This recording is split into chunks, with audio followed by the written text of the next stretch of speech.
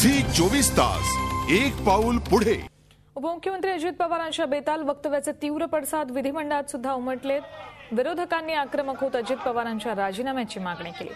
माफी नको, राजीनामाच हवा अशी ठाम भूमिका घेत विरोधकांनी विधिमंडळाच्या दोन्ही सभागृहांमध्ये प्रचंड गोंधळ घातला। त्यामुळे विधिमंडळाचं कामकाज दिवसभरासाठी तहकूब करावं लागलं। विरोधकांनी आज सकाळपासूनच अजित पवारांच्या बेताल वक्तव्याचा समाचार घेतला। अजित पवारांनी दोन्ही सभागृहात माफी मागितल्यानंतरही विरोधकांचा आक्रमकपणा कमी झाला नाही। अखेर विरोधकांनी राजीनाम्याची मागणी करत मुख्यमंत्री पृथ्वीराज चव्हाण यांनाही घेराव घातला। त्यामुळे अजित पवार यांच्या अडचणी वाढणार असल्याचंच दिसतंय।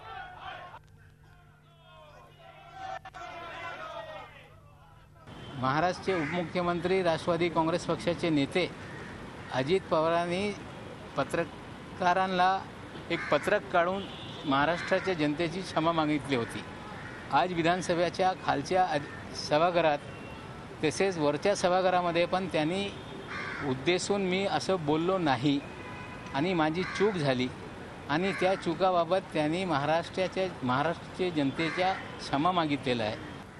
दुष्काळी जनतेचा अवमान केला, त्यांच्यासाठी पाणी तर देऊ शकत नाही, त्यांच्या दुःखासाठी दोन अश्रू ढाळू शकत नाही, पण त्यांना मात्र अशा अभद्र भाषेत आपण बोलता हा सत्तेचा माज अजितदादांच्या वक्तव्यातनं फुतकारातनं बाहेर पडला। आणि मागे एकदा बाबासाहेब भोसलेंनी दुष्काळी जनतेवर असं वक्तव्य केलं, त्यांना राजीनामा द्यावा लागला होता।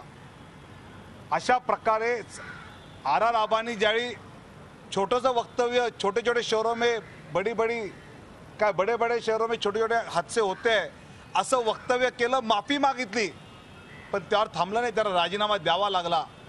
बाबासाहेब भोसलेंना एक न्याय, आर आबांना दुसरा न्याय आणि अजितदादांना वेगळा स्पेशल न्याय, हे कशासाठी? अजित पवारांच्या बेताल वक्तव्याच्या निषेधार्थ मुंबईत भाजप कार्यकर्त्यांनी तर नाशिकमध्ये शिवसेनेनं जोडे मारू आंदोलन केलं। विधिमंडळाच्या बाहेर भाजप कार्यकर्त्यांनी अजित पवारांविरोधात जोरदार घोषणाबाजी केली। अजित पवारांनी उपमुख्यमंत्री पदाचा राजीनामा द्यावा अशी मागणीही यावेळी करण्यात आली। भाजप नेत्या शायना एनसी आणि माजी खासदार जयंतीबेन मेहता यांच्या नेतृत्वाखाली हे आंदोलन करण्यात आलं। नाशिकच्या शालिमार चौकात शिवसैनिकांनी अजित पवारांच्या प्रतिकात्मक पुतळ्याला जोडे मारत त्यांच्या वक्तव्याचा निषेध केला। अजित पवारांनी राजीनामा द्यावा अशी मागणीही शिवसैनिकांनी केली। हम एक आंदोलन लेके जा रहे हैं क्योंकि माफ़ी मांगना ही बस नहीं होता है। ये बहुत ही गंभीर स्थिति है महाराष्ट्र में, और जो आपके पास वो संवेदनशीलता नहीं है तो आपका कोई हक नहीं रहता है सत्ता में रहना। जो बचपन से ही टगेगिरी करता हो तो वो आखिर में विधान भवन में और क्या करेगा? अश्लील भाषा का उपयोग नहीं करेगा तो और क्या करेगा? लेकिन आज एनसीपी में ऐसे सारे गुनहगार और अपराधी लोगों का एकत्रीकरण देखकर हमें भी आश्चर्य लगता है कि शरद पवार ऐसे लोगों को क्यों आगे बढ़ाते हैं। झी 24 तास एक पाऊल पुढे।